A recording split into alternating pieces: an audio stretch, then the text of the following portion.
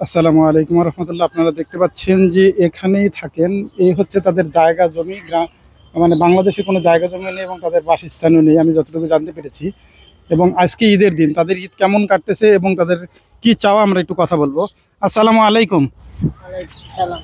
আজকে যে ঈদের দিনে আপনারা কি কি আয়োজন করছেন? কিচ্ছু কিছু করিনি। কিছুই করতে পারেন নাই। আচ্ছা, আপনাদের কি গ্রামে কোনো জায়গা জমি আছে কিনা?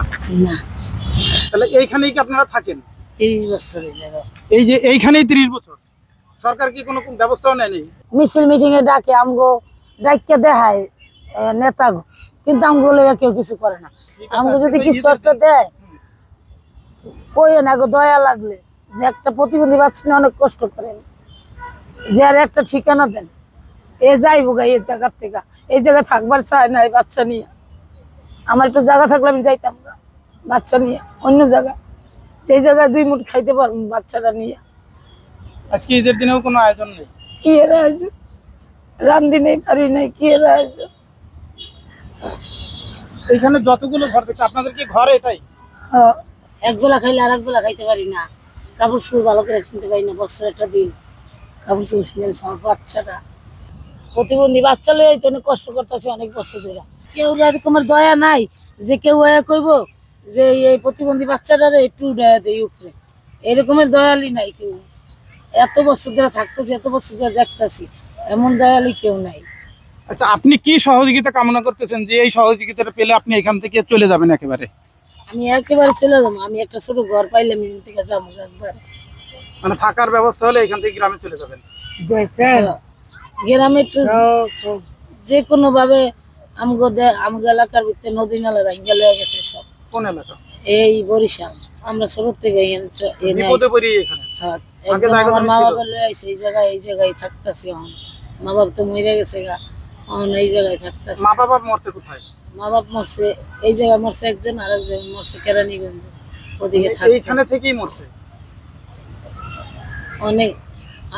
আমার পৃথিবীতে কেউ নাই, খালি আমার বাচ্চা, 2টা বাচ্চা আর আমি।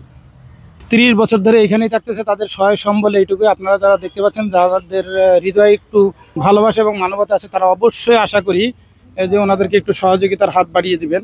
আচ্ছা, আপনাদেরকে যে সহযোগিতা করবে, কিভাবে করবে? এই জায়গায় মনির বাপের নাম মনির, ছেলের নাম ফালা। কোন জায়গাটায় থাকেন, জায়গার নাম বলে দেন। এই জায়গায়। এই জায়গাটা কোন জায়গা? ঢাকা বিশ্ববিদ্যালয়ের সোয়ারের উদ্যানে।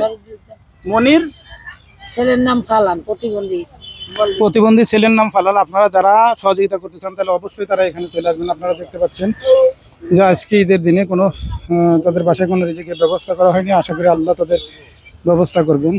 এই বাসস্থানেই তারা 30 বছর ধরে এখানে থাকতেছে। আবার তাদের শুনলাম যে তাদের একটা ভাতা ছিল, সেই ভাতাটাও নাকি কোন সিটারগিরি করে নিয়ে নিয়েছে, কিন্তু সেই ভাতার টাকাও পাচ্ছে না। পিন নাম্বার নতুন করে দিয়েছে, সেই পিন নাম্বারও মনে হয় টাকা পাচ্ছেন না, তাই তো? পিন নাম্বারে এবারকার দিছে, টাকা নেওয়ার পরে দিছে পিন নাম্বার। আবার আগের বারও নিয়ে গেছে, এবারকাও নিয়ে গেছে। আপনারা কি করে সংসার চালান? এই যে একটা সিগারেটের দোকান দিই, পান সিগারেট, এই যে দোকানটাই ছোট দোকানটা অনেক ঈদের বন্ধ দেখা মানুষ নাই দেখে খুলি নেই। মানে এইখানে কিছু সহযোগিতা হলে আপনি ব্যবসাটা আরো ব্যবসাটা একটু ভালো বানাইতে পারতাম। এই যে চালান নাই দেখে বন্ধ করে রাখছি। পোলাটা নিয়ে তো যাইতেও পাই না, আমার পোলাটা খিচানি রোগ, যে কোনো জায়গায় খিচানি রোগ উঠতে যায়। চালান আপনার কত টাকার দরকার? কত টাকা দরকার? 20,000 টাকা সিগারেট লইয়া যেতে। 20,000 টাকা হলে আপনি আপনার ব্যবসা চালু করতে পারবেন, এবং ওই দিয়ে সংসার চালাতে পারবেন। হ্যাঁ, সংসার চালাতে। 2 পাশে যাই ওরে দিয়ে আমার আল্লাহর রহমতে আল্লাহর সংসার। আমার তো বেশি খাবার নাই, আমার বাচ্চা, 2টা বাচ্চা আর আমি, আর কে আছে? এই জায়গায় কোনো সহযোগিতার মানুষ নাই, কি কম ছাড় আপনারা।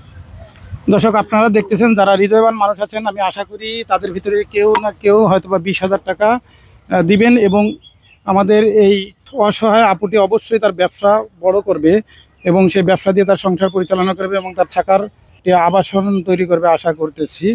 আর যদি কেউ এই ধরনের সহযোগিতা করতে চান তাহলে অবশ্যই আমার কমেন্টসে জানাবেন, এবং আমি আপনাদের সাথে করে নিয়ে আসবো, নিয়ে এসে এবং আপনাদের হাতে করেই তাদের কাছে টাকা দিয়ে যাবেন, যাতে তারা স্বাবলম্বী হতে পারে এবং এই অসহায় প্রতিবন্ধী।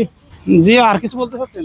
প্রতিবন্ধী বাচ্চারা তো চিকিৎসাও করতে হয় না টাকার লেগে। এই মাথাটা যদি চিকিৎসা করতে পারতাম তাহলে আমার বাচ্চারা মনে ভালো হয়ে যেত। আর কিছু চাওয়া থাকলে বলতে পারেন। আর কি চাম, গরিব মানুষ, এই দিন আনি দিন খেয়ে এই অনেক শুক্রিয়া আল্লাহর কাছে, আল্লাহ যেমনি রাখছে। দর্শক আরেকটু বলে রাখি, এই ঘরেই বাপ মারা গিয়েছে, প্রায় 30 বছর ধরে তারা এখানে অবস্থান করছেন। তাদের বাড়ি ছিল বরিশাল, তাদের চর ভাঙনে তাদের বাড়িও ভেঙে গেছে। এই কারণে তারা এখানে অবস্থান করছে। তাদের সয় সম্বল বলতে কিছুই নেই, এই জায়গাটুকুই তাদের সয় সম্বল। কিন্তু তাদের আশা, যদি তারা একটু থাকার জায়গা পায় বা একটু থাকার ঘর পায় তাহলে তারা এই অঞ্চল ছেড়ে চলে যাবেন। তা আশা করি আপনারা সকলেই আপনাদের সহযোগিতার হাত বাড়িয়ে দেবেন। আসসালামু আলাইকুম।